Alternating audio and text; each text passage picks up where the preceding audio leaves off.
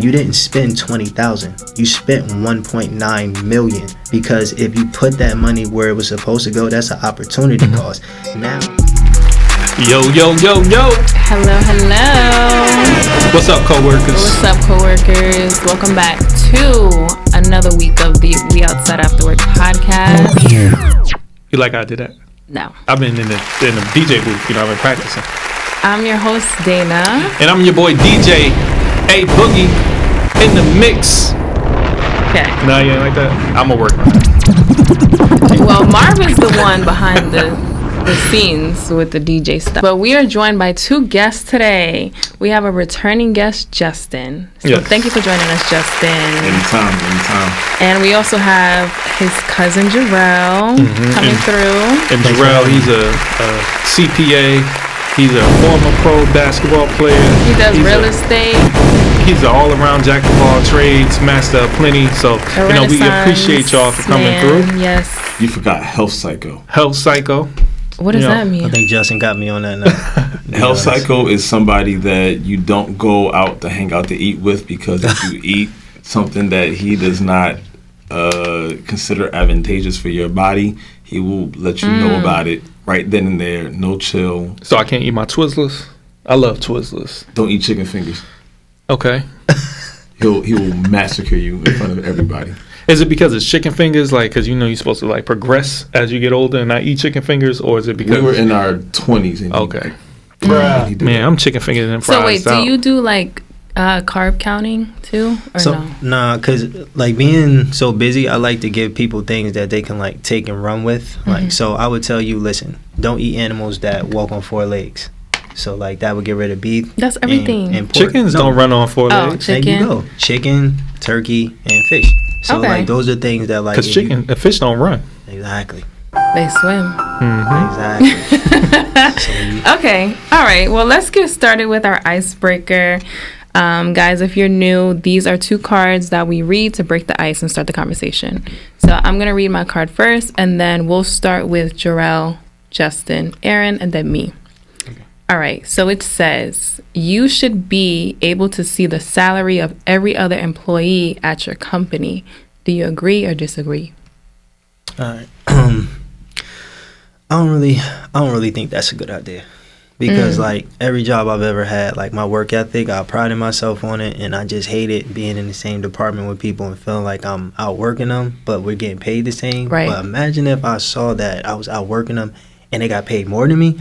I think that would rub me the wrong way. So I wouldn't really want to know what anybody got. I just would rather just mind my business in that regard. I would want to know. Oh wait, Justin, you go next. Sorry. For that reason, I would want to know, because if a person's not working, or I deem them not as intelligent as I am, yet their pay grade is higher than mine, I'm not going to revere them the same way depending on their title. Mm-hmm. For me, I also need to see it, and I have a reason for it. When I was working a job a couple jobs ago, don't need to put nobody business out there, I was making $60,000. I made some bonuses, got up to 65. My peer sitting right next to me doing the same thing I'm doing was making $96,000. Now, I don't know about y'all. There's one thing if I make $500 more, maybe $1 an hour more, but $36,000, that's some bullshit, right? That's crazy. Especially when we're doing the same thing. I see this dude not doing what I'm doing, busting my ass every single day, trying to be the best representation of this company I could be. Meanwhile, he over here banking, chilling, and I'm over here kicking my ass, trying to be the best I could be. Nah, I need to see that. I agree. So this way, you don't undervalue me, because I don't know no better. You don't post, this is what your maximum could be. Most companies, they do that on some bullshit. My last job that I just left from, they put their max on Glassdoor. So when they interviewed me, I said, all right, give me a max. It wasn't no questions asked. You trying to tell me we not going to negotiate? That means that you could have given me more. Yes, so you have me more. You Let have me to see negotiate. Don't just give what they offer you in an offer. For me to answer the question, I would say yes, because 2 jobs ago too, I had a coworker who we all knew he didn't do shit. So it was a fully remote job. And him and my manager were real close. Like when we were in the office, they would have smoke breaks and they were like actually friends in real life. So come to find out that she would allocate his work to everybody else. Mm-hmm. And it got to a point where I would complain in the group chat. I'm like, hey, well, I didn't complain to the group chat. It was mainly to her directly. But she was actually like, oh, the company's watching him and he ultimately got fired. So, you know, like for him, you know, that sucked. But for me, like, I want to know if we're making the same, we're doing the same amount of work. Yeah, forget all that. I need this money. I need to see it. Yes. But we gonna shift the mood a little bit. Now, I don't know if this is accurate or not. I Googled it. That's why I was screenshotting earlier. It says that November is Mental Health Awareness Month for men, but it also says June, so I don't really know. We're going to look into that. Those made-up holidays. For those dealing with mental health and trauma, do you think trauma makes you funnier? We're going to start with Justin, then we're going to work our way around. Doesn't most comedians, aren't the foundation of their comedy come from trauma? I agree. If you look at Kevin Hart, it's because he's small. If you look at Monique, because she fat. Or if you, any major comedian, their foundation of their comedy comes from trauma. What was one of Kevin Hart's? I don't listen to Kevin Laugh Hart. at My Pain. Laugh at My Pain. Yep. Yeah, he's not my comedian. I'm good on him. I like him as a artist, but I don't like him as a comedian. He just don't do it for me. An artist? Yeah, like, you know, a businessman, a mogul, a talent. I think he does a great job in movies, but as a comedian, I'm good. Got it. Well, to Justin's point, I think that's real accurate. I don't know personally for me if like trauma would have made me more funny. I just think it depends on the individual, because we all don't like to laugh at our pain. Some people don't talk about it. Some people will just bury it and disguise it in something else, a bad habit, or working out a lot, or trying to be an overachiever, or self-loathing. Like, so a lot of people handle it differently. So I wouldn't say it necessarily makes people funnier. It just depends. If you were already funny, then I think it could take you to the next level. But some people just don't like to laugh about it. If I could piggyback off of that, what I do see for people who use it as a coping mechanism to shift away the trauma, that can also make them funnier, right? So while we talking about Kevin Hart and Monique might use the things that is traumatic for them to be funny, others might just, I want to, like a class clown per se, right? Like, I'm going to make the joke something else so nobody focuses on my trauma. That makes sense. Right. So I do think in a myriad of ways it can make things still funny. It doesn't have to be a direct correlation to it, but is some causation there. So what about you, Dana? I would say for me, if we're talking about comedians, yes, their trauma does make them funnier. I was just listening to Leslie Jones on The Breakfast Club, and she was talking about, I think she wrote a book. It's called Leslie fucking Jones. Yeah. And she was saying that in the community, the comedy world, that the first 10 years, you're just talking about like sex and like basic stuff being a comedian. And then after 10 years, like, all right, you have a story, like you have experience. Now you could talk about yourself and people getting to know you as a person. So yes, in that sense. But yeah, I mean, trauma, it does affect people differently. Like some people, it does make them more hard and more like they don't trust people. So it just depends on the person for me. Okay. So, yeah. Well, speaking of the person, what we're going to do is we're going to jump into Jerrell a little bit. We want to talk about you as a professional, especially when it comes to some of the things that I just looked at your Instagram, and you talked a lot about bookkeeping. Okay. And the importance of bookkeeping from a small business perspective. I do want everybody to make sure y'all jump on to Jerrell's Instagram page. He got a lot of small business tips and tricks to really help you out. Yes, he makes a lot of reels. Yeah. But we want to hear straight from the source, you know? Okay, so the bookkeeping is like it's everything. It's the language of your business, right? So everybody has numbers. So the accounting department is essential in every single business that you see running. And when we're talking about the accounting department in general, like you guys are the CEO, you run the company, but you need to know if the things that you're thinking about are actually working or if you need to make adjustments, right? So what the numbers are actually doing, the bookkeeping is the task of me organizing your transactions into financial statements. So there are 3 financial statements. The one you're probably going to be most concerned with is the profit and loss. That's the income that's coming in in and the expenses that are going out. So we want to make sure we have that in a way that's legible for you guys to understand. And when you look at them, you could actually see what your results are, know what to key in on, and make your managerial decisions from there. Now, outside of that, what a lot of people come to me for is strategy.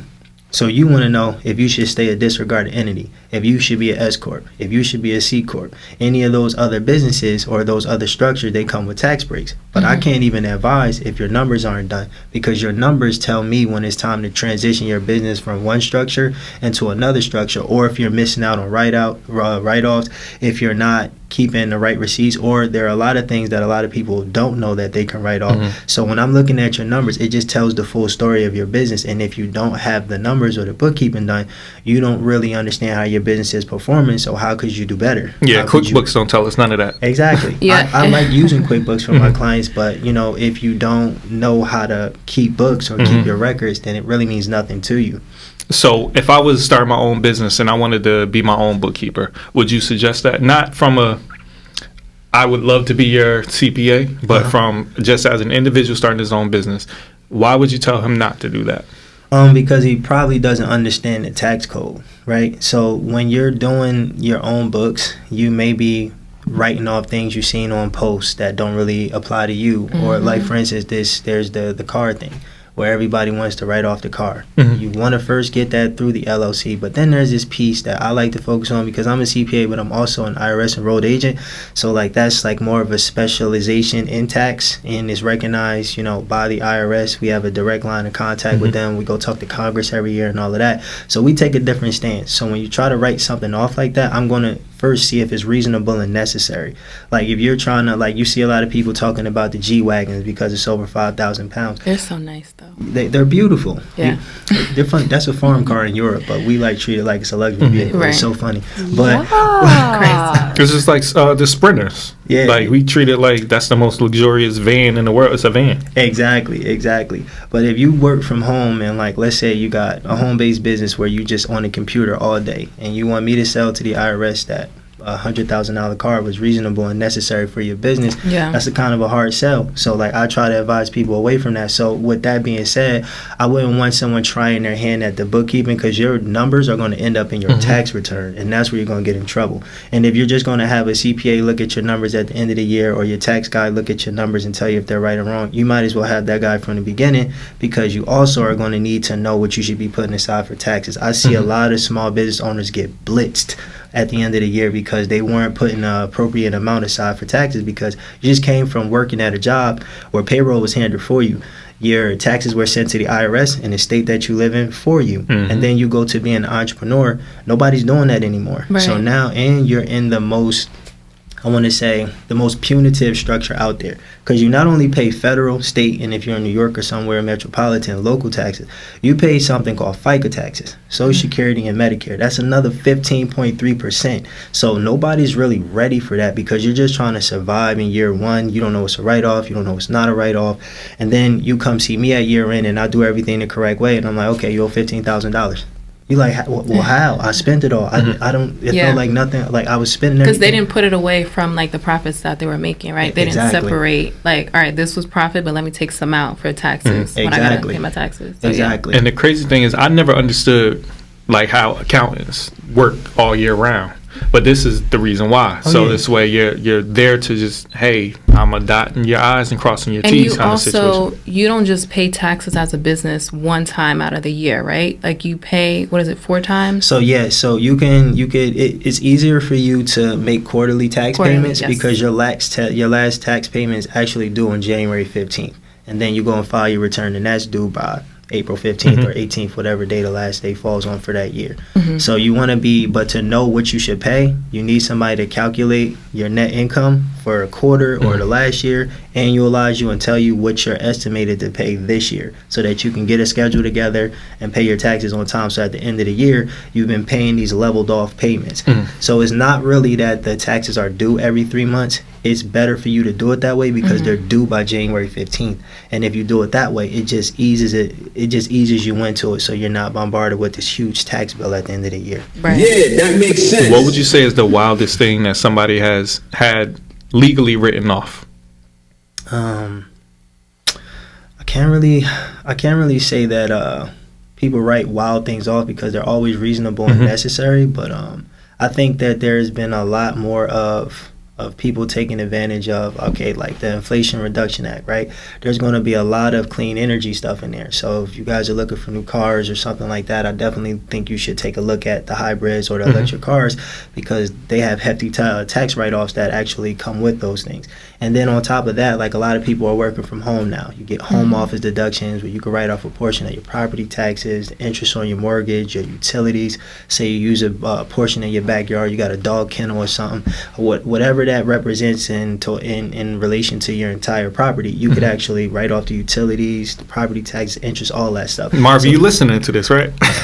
So it's not necessarily like the most interesting or the weirdest thing that people write off. It's just, what I'm seeing like that hasn't been done as much before, but there's like more of a boom of it now. Okay, so I have a question because before we started, Justin did say that you do help him with a lot of his taxes and things along those lines. So how is it working with a family member? He want that money on time. Okay. That man does not play. Is it stressful? No, he's a psycho. Okay. He treats me as if I'm just a regular black man on the block. Well, when it comes to business, right? He was my first client, actually. Like, he came to me before I even, like, set up my business. All right, when I was still working. dead ass, I did not know that.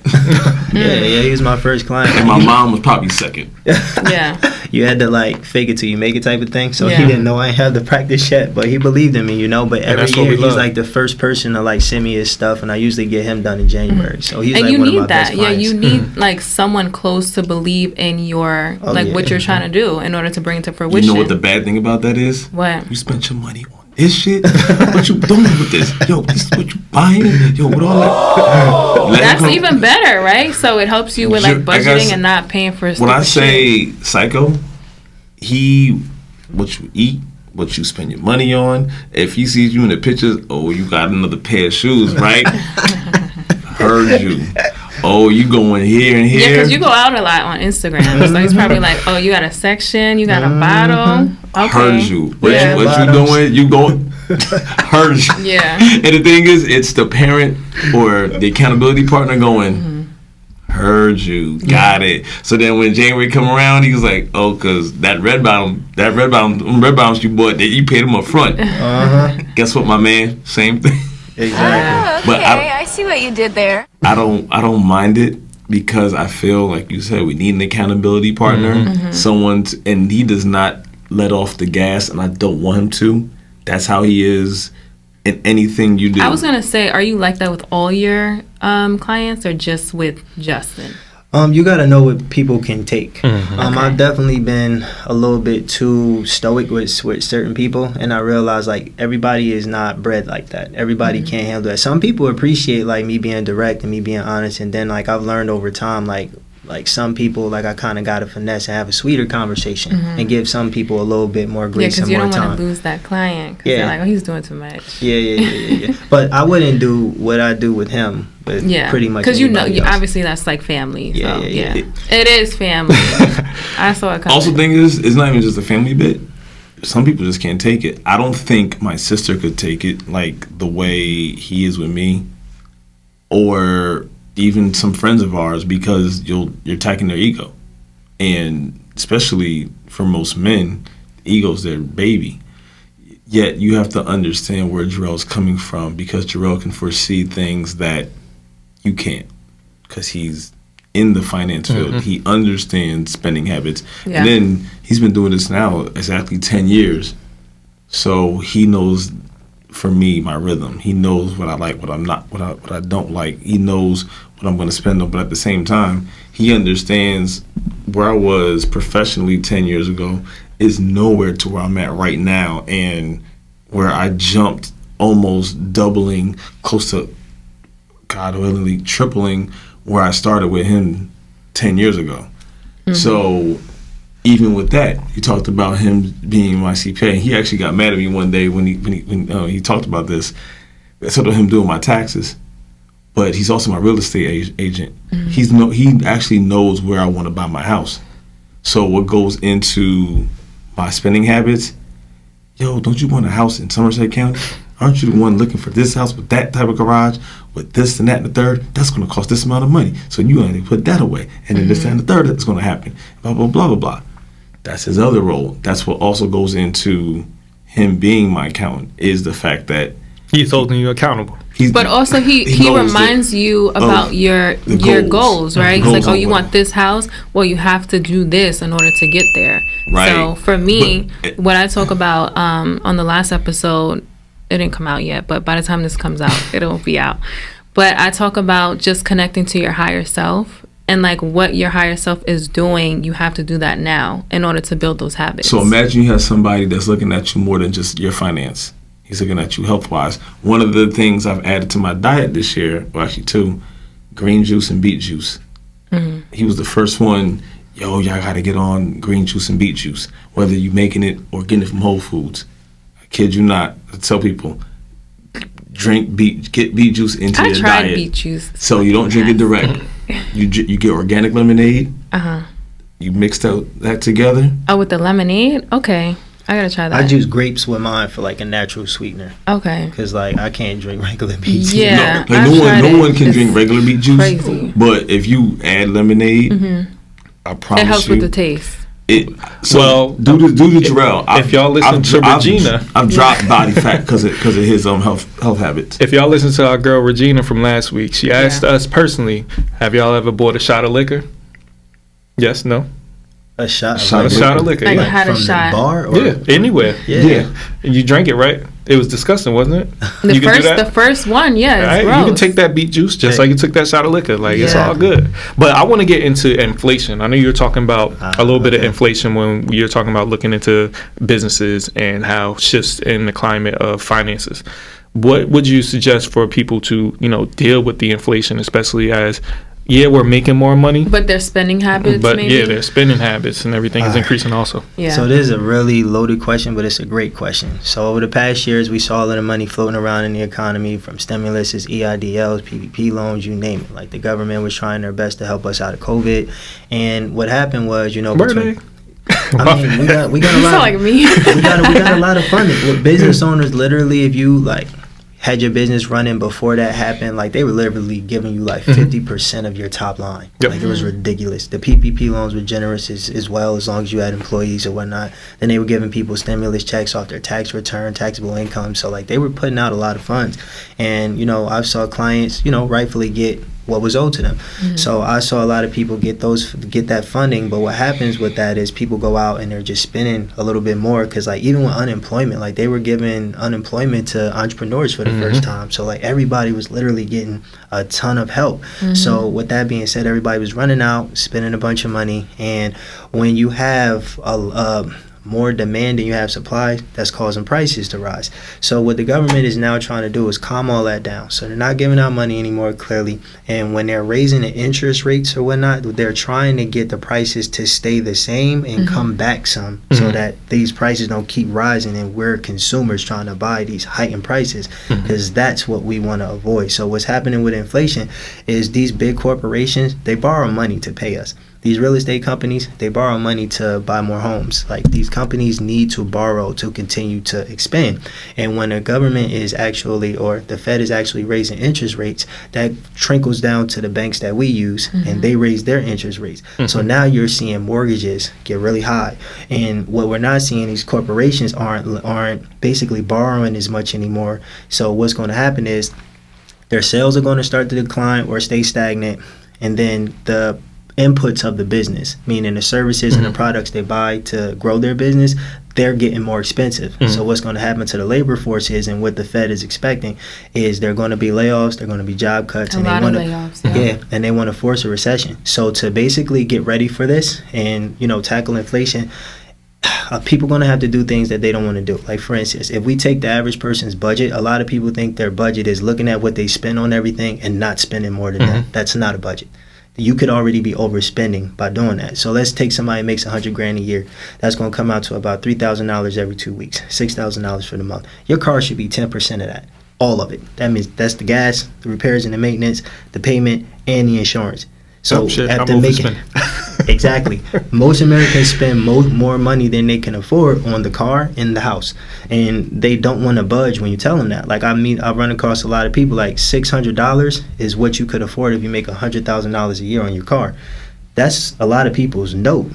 That's not including insurance. Oh no, they bugging. Wait, you're saying $600 for the car note? No, everything. Insurance, Oh. car, Your gas. overhead, your vehicle overhead. Actually, I'm around there. Yeah. Your vehicle So overhead. 10% of your take home, whatever is hitting your bank account, not what they signed on their employment letter, because we know taxes and benefits come out of that. 10% of what's hitting your bank account is what you should be spending on your car. So if you're seeing $6,000 every month, $600 should include the car payment, the insurance, the repairs and maintenance, and the gas. I'm in there. Okay. So if you're good with Yeah. that, then you're within your budget. But a lot of people aren't going to be within that. And Right. then when I tell them, look, if it's above that, you have to go back to public transportation.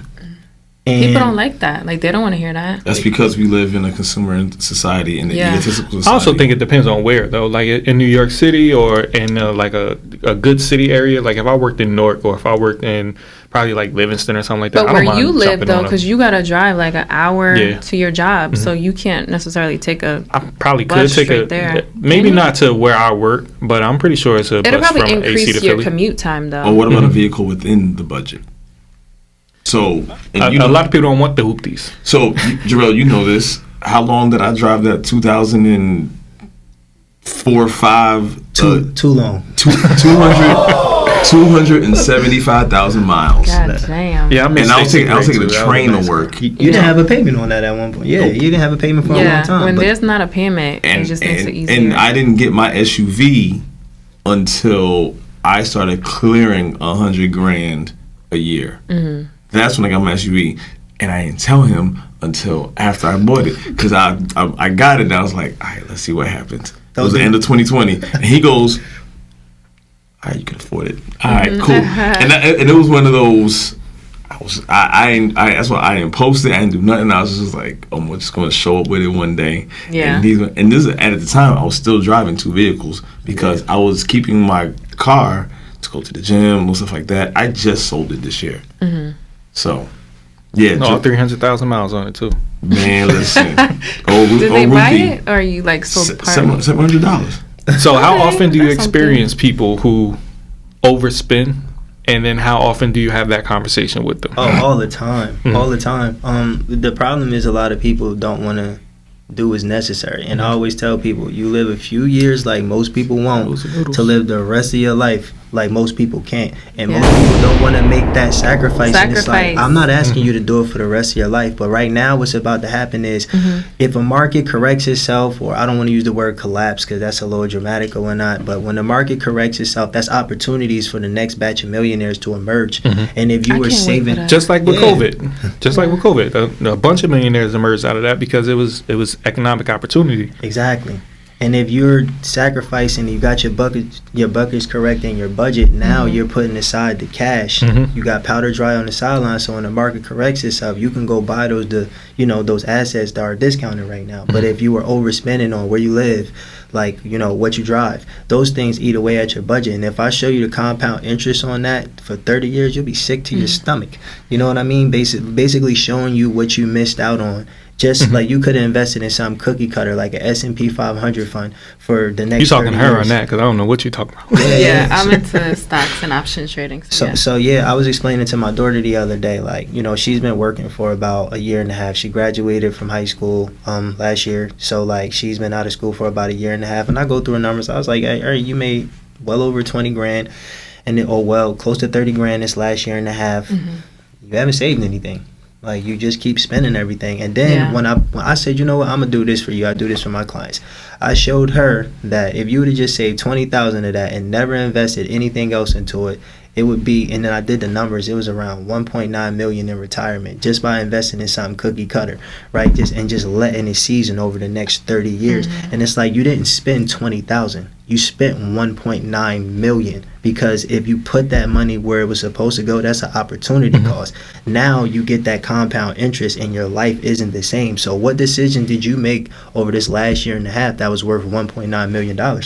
She's just sitting there like, none of them. Have you considered doing like a seminar for high school kids? I would love that, to be because honest. I feel like none of us had that conversation. Nobody ever sat us down and told us what a compound interest is. Even if they did tell us, they never really told us. But even so, when you're young like that too, because I have a little cousin, she's about to be 18 on Sunday. And she's gotten money from like a summer class that she's done and like from different family members to prepare for college. But at that age, like, I don't know, maybe you have to start younger, but she doesn't have that mentality of like, all right, let me save something. It's always like spend. Because we don't, at that age, don't foresee. I feel like it's kind of like the culture of where you come from, because she lives in the Bronx, like she lives in a city, and like her environment is not that, like it's not like, oh, let me save. It's more so survival mode. That's where the whole experience and exposure bit comes in. If I'd have known what I know now, I would have majored in marketing in college, knowing that was my natural skill set. As a marketing major, I disagree. I got a marketing degree too. But see, the thing is that your natural skill set?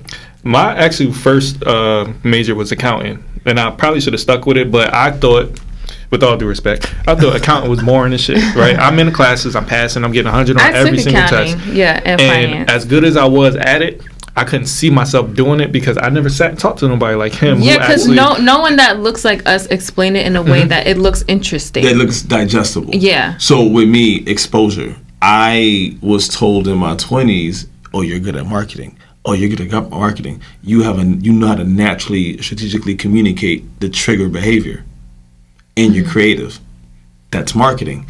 I found that out as I got into my 30s. Now, had I known that, or had been exposed to those trips that people take, those bring your kid to work day, I would have been immersed in it early, but we're not around that. And this is, we talked about talking to children. I have 7 mentees.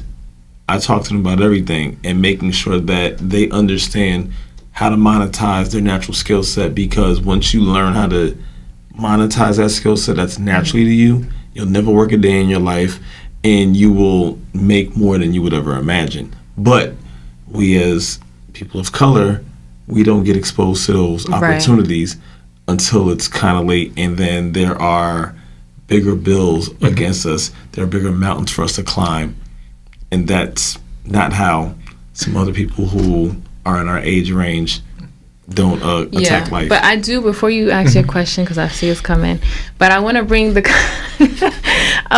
conversation back to Jerrell. So you mentioned buying a home, right? Like that's something you want to do. So I have friends who they're sick of renting, like they want to buy a home. So they're like, I want to start saving or have enough to buy now. Should I buy now, or should they wait until maybe next year or 2 years from now? Like, what do you tell your clients that are trying to look for a house to buy in this market?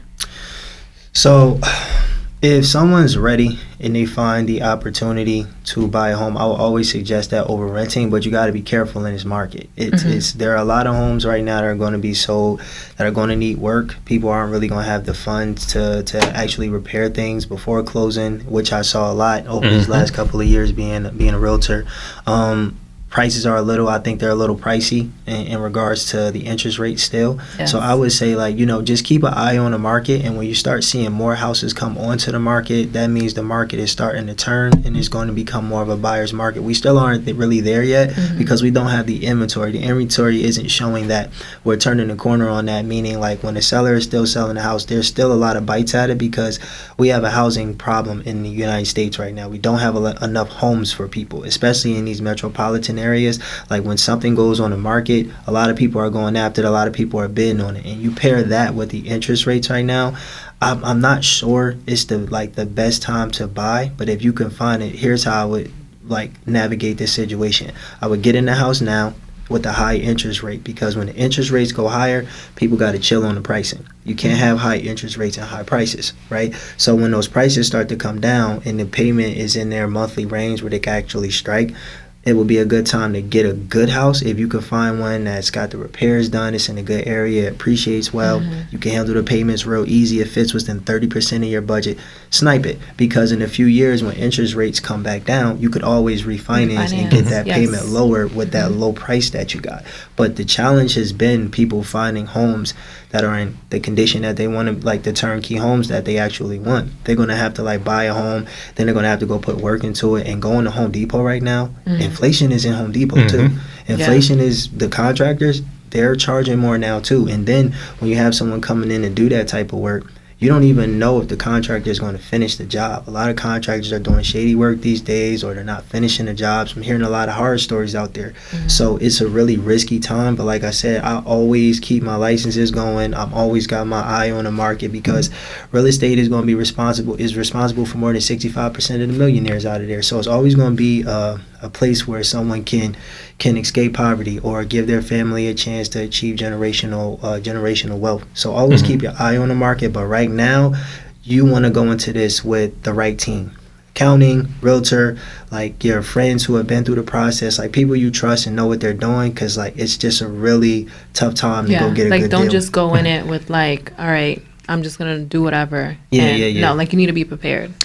You talked a little bit about metropolitan areas. A lot of people trying to get into those places where the jobs and stuff are, right?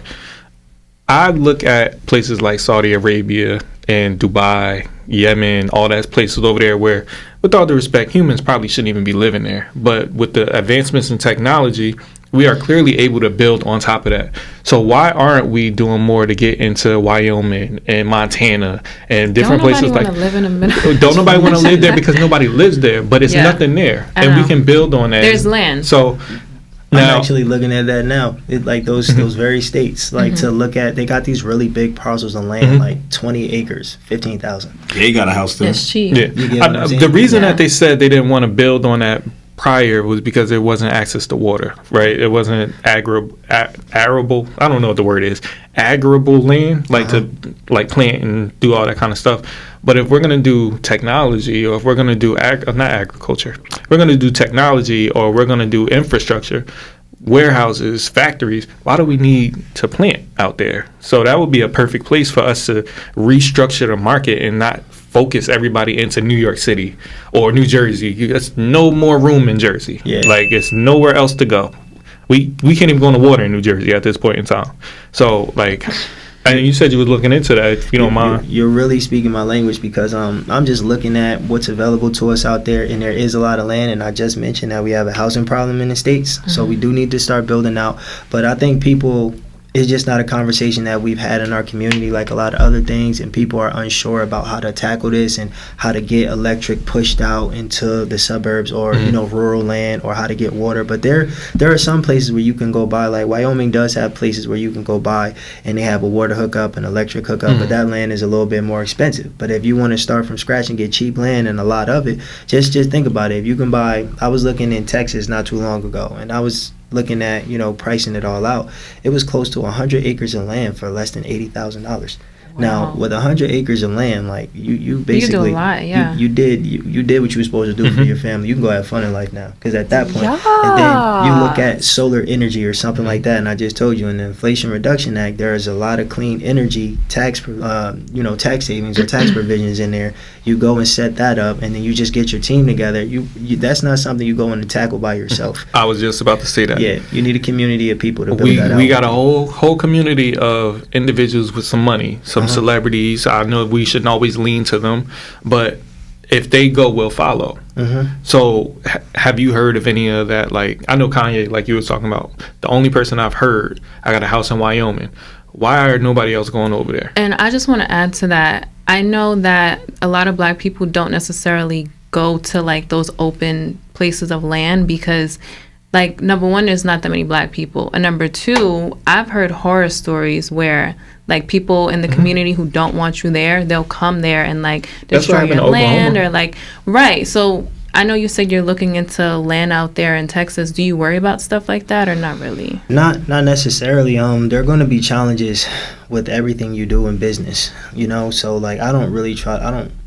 I try to think about like what good would thinking of something like that do for me. You know what I mean? Like for your family as a yeah, whole. like that's just going to discourage me. Do you know what I mean? Like thinking about what can go wrong. What with could that, happen because if it didn't happen yet? Yeah, like Okay. it's just like not something that I would really think about. I would just think more about infrastructure, what I can use the land for. Like for instance, like oil is dropping again because you know they need money for wars or whatnot. But eventually, when it gets a little more scarce, if you had a little parcel of land to go just take oil and store it on your land, and then you get those barrels and you put it on your land and you just stored it there, now you can go sell it back. I was thinking about that in like 2020, but I didn't have anywhere to put it. So if I would have had my own little parcel of land, I could have set up some, you know, some cheap exterior or whatnot, storing my oil in there, and then when you know the U.S. was looking for oil and paying a pretty penny for it, you could have just sold it back. So land could be used for a number of reasons, not just living there, like you said, storage, warehouse facilities, things of that nature. So when you buy land, I wouldn't necessarily worry about, you know, who's talking about it or who's getting into it, because that's not a popular thing, and by the time it's popular, you won't be able to get your hands on it. So you have a really good idea and, you know, a really good mindset around that, because I'm like, nobody else talked to me about that yet. So what I would say is, if you're thinking like that Shout out to already, me. That's not a conversation that we have. So, Yeah. you know, that's good that we're bringing it up, because that's what we do on this podcast. That's what we do on this podcast. You also talked about family. Family is super duper important to all of us. Me and Dana, we talk about our families all the time. And, you know, I heard about your daughter. She's just graduated high school not too long ago. And we the same age. So I like to be transparent. You had a child pretty early. yeah, I want to know what those difficulties were like, just especially being an athlete, playing overseas. I don't know what the timetable looks like, but clearly you and your daughter have a great relationship where y'all can communicate and y'all can talk and y'all can do all the things that a great father does. I want to know about those opportunities, because we got individuals that, like myself, I had a child at 21. Like, I want to know these stories. Maybe we relate and stuff like that. all right. So I was a freshman in high school when my daughter was born, and it was devastating. None of my friends could relate. This was back before therapy was a thing, you know. So like I'm going through this stuff all freshman year, and I'm at St. Pat's playing basketball. So it's like it's not like I have an easy day. Like they practice at 6 a.m. It's the best players in the tri-state area, so it's extremely competitive. They're not cutting me no slack. I'm in honors classes because I was a smart kid too. So I'm in 9-1, and I'm trying to navigate all of that. But I'm trying to keep from everybody that I got a kid coming, because it's kind of embarrassing. Everybody keep talking to me funny, and at that age, all you want to do is kind of like fit in and be accepted somewhere. And be a kid. Yeah, and I wasn't accepted anywhere after that. Like once that news started getting out, like my friends' parents kind of was like, you can't really hang with him like that. So what it really did for me is, while it was challenging, it taught me how to like not chase the crowd and not need validation, like inadvertently, because at first it used to hurt me that I was by myself a lot and nobody would really take me in and show me what was next. And then after a while, I just started channeling it into like work. And I would go into the gym, I would break into gyms, hide from janitors, put up shots, because I knew I wasn't going to stop in playing field. Like I just knew like I couldn't. My kid had a rare medical condition, like, so it was just like a lot that was on me. But I was like, what I always hear that gets people out of here is basketball and books. So like I went back to the high school after my freshman year, and I was, by my junior year, I was doing stuff in playing field that was spectacular, and I was getting a lot of attention, and it was because of my work ethic. You know, like I had really exceeded a lot of my peers, because like with that time that they weren't spending with me as friends anymore, I just put it in the gym, and I just was working around the clock. And it took 1 year for all of these coaches to notice me, and I was signed before my senior year even started to Sacred Heart University. I know they had the College of Business that was sponsored by Jack Welch, and I always knew I wanted to be a businessman. Jack Welch sponsoring your business school back then. He was the CEO of GE.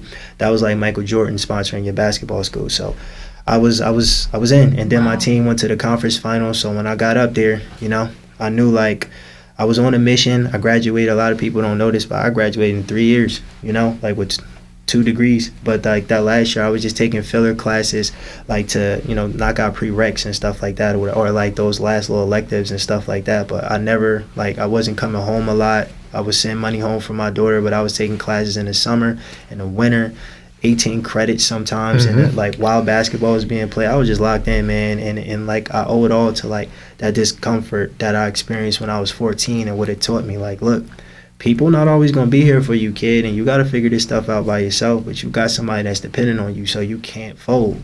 You got to get back to work. And I've really just I learned how to like I got this ability to just shut stuff off and just black out. I don't really need the crowd anymore. You know, it's nice to have it. Like you get validation from yourself. Yeah. Like you don't look for it outside. Exactly, from my process. Like, yo, did you check the boxes today?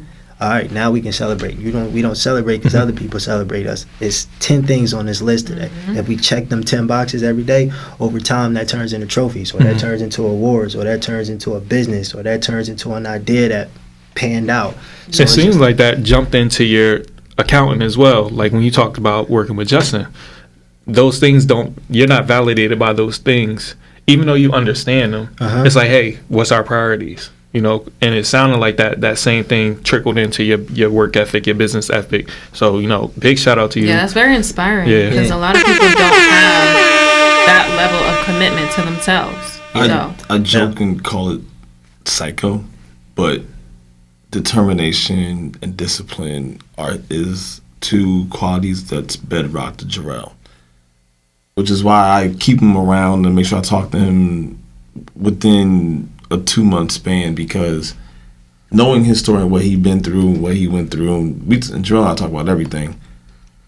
It's situations like that he's going through to make you think, people have gone through worse than what you've gone through. And look what it's turned him into, being that determined and disciplined person, which is now why Jerrell has a lot more fun now, because he's had to deal with so much early, to the point where we talked about me being a dad and what I would want my child to go through. And I said, Jerrell, on my off days, I'll let you train my kid. Well, I'm going to train him hard. Well, that's all he's going to know, or she will know, because it's bedrocked me to the point where I'm disciplined and I do things at a certain time. I'm going to the gym at 5 o'clock in the morning. You follow me, I'm in the gym early in the morning. Well, I'm there because nobody else is there. But going to the gym too creates that discipline, because like you see that you're starting to shape your body and you're feeling better, you're eating better. So that in itself, if you can just continue to do that, it shows in different aspects of your life. Well, it creeps into different aspects of your life. So if you ever look at my work corner in my apartment, I've got Post-it notes all over the place, because that keeps me locked in to my job, what I'm good at and what I want to do. Like affirmations? Affirmations and reminders. Well, affirmations are reminders, but not just spiritual and personal affirmations, but work affirmations, the marketing jargon that marketers know. Well, if I see it, I remember it. If I write it, I remember it. I got a question for you. I never asked you this, but after you started taking your fitness to the next level, did you feel like it carried over into corporate? Yeah. Like how you presented yourself, or what changed? What do you feel like changed the most? Being detail oriented in every last little thing that I do, to the point where I've been told I'm psychotic when it comes to that. I'm an overwriter. I'm an overachiever. One of the things, and I noticed this comes out into me personally, I may have sent this to you. I'm going to send you guys all. It's called the Saboteur Test, something that my work therapist has given to me, and it's an awareness test. And one of the higher qualities about me is the fact that I'm an overachiever. Actually, let me pull up the right term for it, and I'll show it, because I actually keep I'm a stickler. Mm-hmm. I am a stickler. Right, you guys, we right there. I'm a stickler. Is that a screenshot? Yes, a screenshot of the. I'm a stickler. I think I took the test before. I think I took that too but I'll take it a couple again years ago. because it might have changed. But yeah, stickler, high achiever, and hyper vigilant. So even in marketing, when you write copy or you're writing some type of campaign, I have to think, what is my target audience thinking at all times, and multiple personas within that audience. So, for instance, in the health field, not just, and I was telecom in the health field, not just the CTO, was a chief tech officer. I needed what's finance thinking, what's that doctor, that end user thinking. All of my marketing has to talk to all three of those people. Mm-hmm. That means I need to really understand all three of those people, because they want three different things. So now when it comes into, let's say I'm writing some type of email sequence, which you floods your inbox all the time. somebody's thinking, what are you thinking? And being so detail oriented that they don't want to miss a beat. So when you talked about being disciplined, my focus on the minutia of any and everything that I'm interested in comes out. Mm-hmm. So to your point, 10 years ago, so quick story time. Do we got time? So Jerrell, go ahead.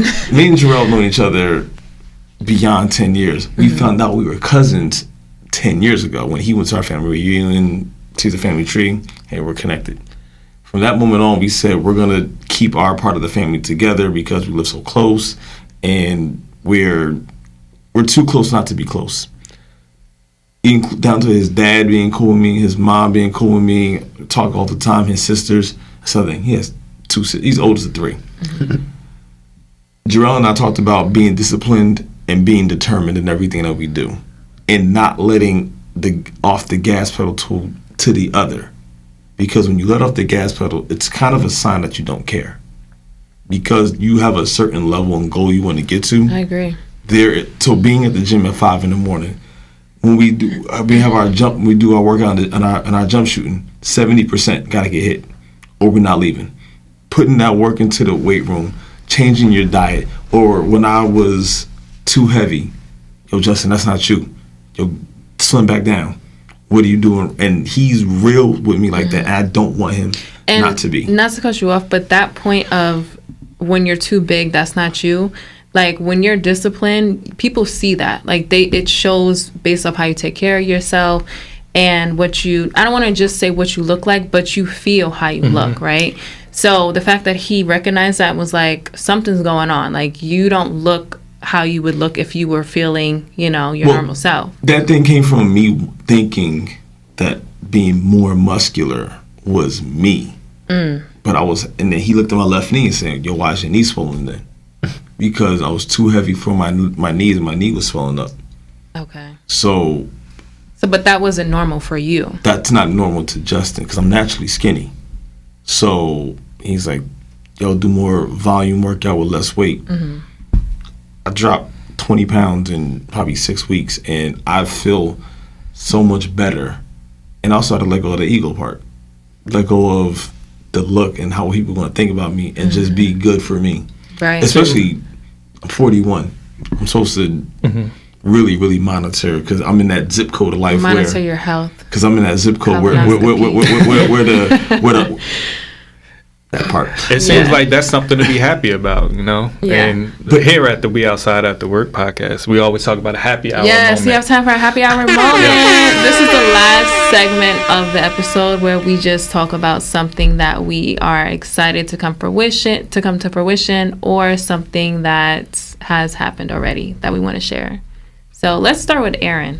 And then we're going to start with me. Yes. I'm actually happy because I embarked on a new opportunity, and like Jerrell, I had a child in college, so I was always afraid of sales. So I got into a sales position, and instead of being a bitch, I went in 100%. Like, you know what? I'm just going to do it. I'm just going to be the best at it. And I'm starting to see the results. Did you sell something? I did. I'm number 7 in my district right now. My first week by myself, I'm not getting the help that, I probably should get because I don't want it. Not because of ego, but because of determination, drive, discipline, listening to my training and doing the right things. So, I have ambitions to be like a $2 million writer in this company, and that should translate to 10% of that. So you do the math. And that's where we want to be at. You feel me? So, shout out to me. I'm gonna shout out myself because I usually don't do that, but I really want to get to that next level. Like, probably do. Marvin, you're in there laughing. Yes, Justin. So this year's been a pretty hard year, especially with inflation, and as it trickled down to other parts of life and affecting me. So I've delved back into spirituality and religion to get me through. So much to the point where at my church, Elmwood United Presbyterian Church in East Orange, more than welcome to come. Shout out Pastor Maria. I was nominated and elected to be a church elder, which people at my church see more in me and want me to take more responsibility in caring about the church. And just for y'all know, church elder means the government of the church. Okay, it don't mean like The old one. Not so there's deacons and elders, and elders are like Congress to church. Yes. So there are those. You're like the wisdom. So Elder Just gets installed at church in January. And you better call him elder.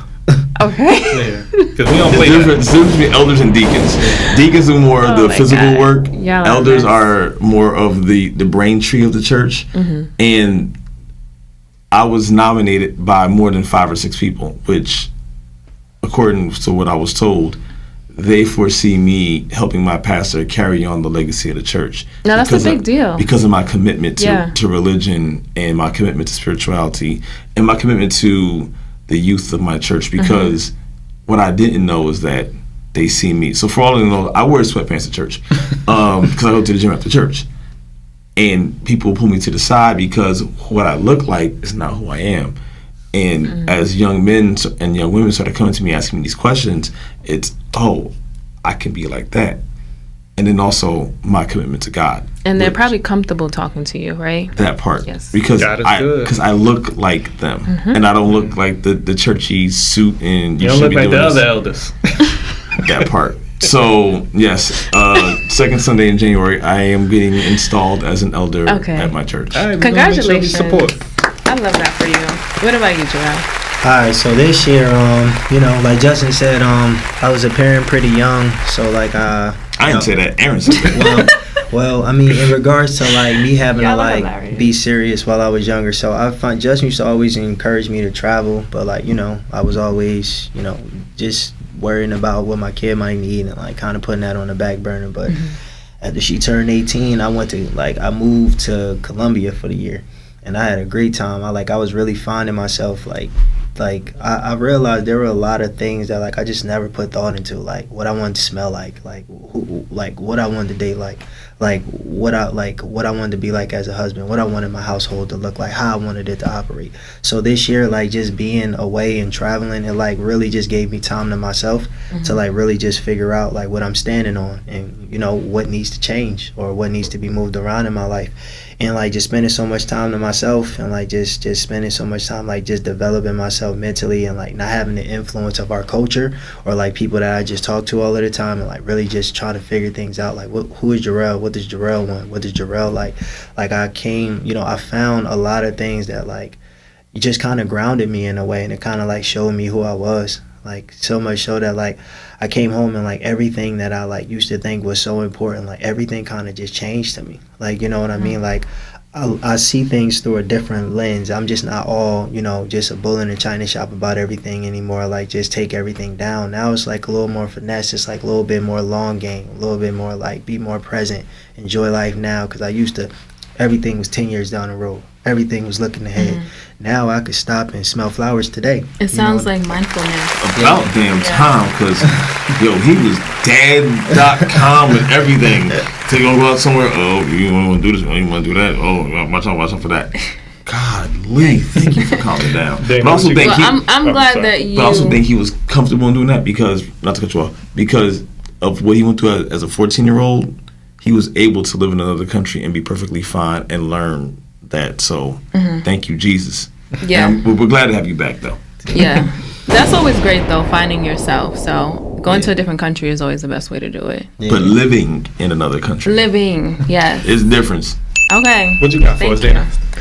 I would say for me, just a lot of different changes has been happening in my life recently.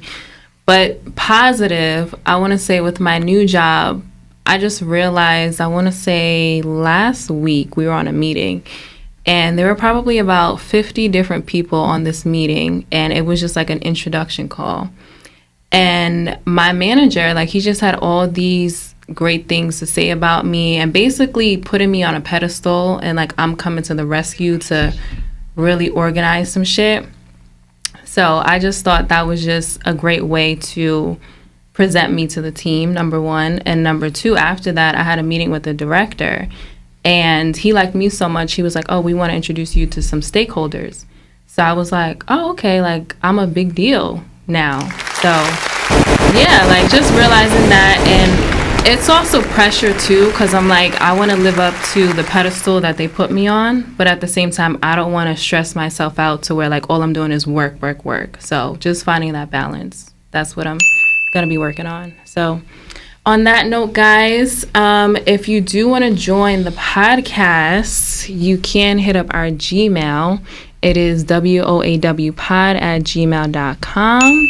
And before we go, Justin or Jerrell, you have anything you want to share with people?